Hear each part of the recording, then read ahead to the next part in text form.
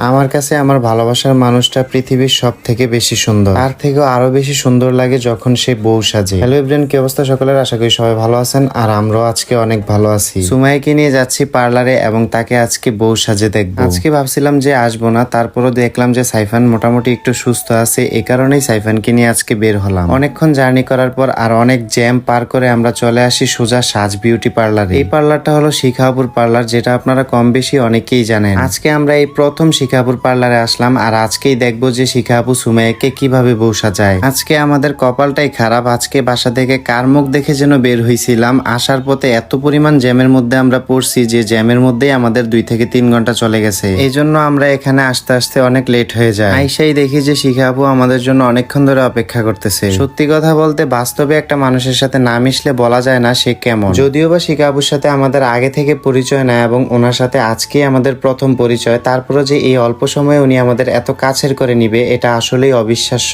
আমরা আসার সাথে সাথে আপু আমাদেরকে হালকা কিছু নাস্তা করতে দেয়। আমরা এখানে আসতে আসতে যেহেতু দুপুর হয়ে গেছে, তাই সুমাইয়ার সাজানোর মাঝখান দিয়েই আমরা দুপুরের খাওয়া দাওয়াটা সেরে নেই। তারপর আবারও আপু সুমাইয়ার সাজানোর কাজে লেগে পড়ে। সুমাইয়ার লেন্স পরানো দেখে আমার অনেক ভয় লাগতেছিল। আজকে সেকেন্ড টাইম সুমাইয়া তার চোখে লেন্স পড়তেছে। প্রথমবার হিসেবে প্রায় সবারই লেন্স পড়তে একটু একটু সমস্যা হয়, কিন্তু সুমাইয়া এ পর্যন্ত যতবারই লেন্স পড়ছে তার কোনো রকম সমস্যা হয় নাই। আজকে কিন্তু সুমাইয়া কোনো রকম আসতে চাইতেছিল না, কিন্তু আমি তারপরও সুমাইয়াকে অনেক জোরাজুরি করে অনেক বলে টলে তারপরে আজকে নিয়ে আসছি। একটা বিষয় ভাবলে অনেক খারাপ লাগে, আমাদের বিয়ের সময় সুমাইয়াকে আমি বউ সাজে একবারও দেখতে পারি নাই। ফ্যামিলি চাইলে হয়তোবা আমাদের সেই ছোটখাটো শখ গুলা তখন পূর্ণ করা সম্ভব ছিল, কিন্তু ফ্যামিলির কারণে আমরা কোনো প্রকার শখই পূরণ করতে পারি নাই। ইভেন আজ পর্যন্ত আমরা যতটুকু এই জায়গায় আসছি আমাদের পাশে কেউ ছিল না, তাই তো আমাদের নিজেদের স্বপ্নগুলো আমরা নিজেরাই একটু একটু করে পূরণ করতেছি শুধুমাত্র ফ্যামিলির জন্য। ফ্যামিলির দিকে তাকিয়ে হাজারো ভালোবাসা পূর্ণতা পায় না। আমি যখন আমার ভালোবাসার মানুষকে বিয়ে করতে চাই তখন অনেকেরই অনেক রকমের কথাবার্তা শুনতে হয়েছে। সব থেকে বেশি যে কথাটা আমার শুনতে হয়েছে, আমি বেকার, বিয়ের পরে আমি বউকে কি খাওয়াবো, কোথায় রাখবো, কিভাবে কি করব। ইভেন বিয়ের পরেও প্রায় 1 থেকে 2 বছর আমার এই সব কথাবার্তাই শুনতে হয়েছে। আমার শ্বশুর বাড়িতে যাদের নিজেদেরই কোনো কিছু ঠিকঠাক নাই, তারা পর্যন্ত পিছন পিছন আমাকে অনেক কথা শোনাইছে, তারপরও আমি সেই কথার কোনো জবাব দেই নাই। তার মাঝখান দিয়ে আমার শাশুড়ি, যে কিনা আমাকে নিজের ছেলের মতো করে বুঝতো, সেও আমাদেরকে ছেড়ে না ফেরার দেশে চলে গেল। এখন তো সবেমাত্র শুরু, যারা আমাকে পিছনে কান কথা বলছে তাদেরকে আমি একটু একটু করে আরো অনেক কিছুই দেখাবো। একটা কথা তিতা হলেও সত্যি, যারা পিছনে কান কথা বলে তারা সারা জীবন পিছনেই থাকে, কখনো সামনে আসতে পারে না। ইভেন সামনে তো দূরে থাক, তারা আমার সামনে আসারই যোগ্যতা নাই। শুধুমাত্র আমার শাশুড়ির রেখে যাওয়া আবর্জনাগুলো চাটতেই পারবে। যাই হোক, কথা বলতে বলতে প্রায় 4 ঘন্টা অপেক্ষা করার পর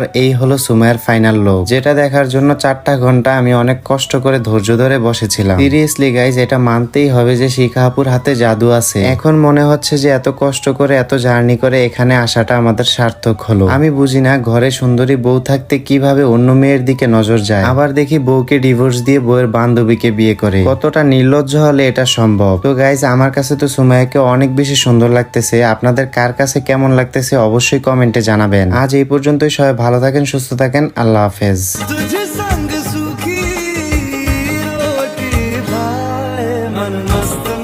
मन मस्त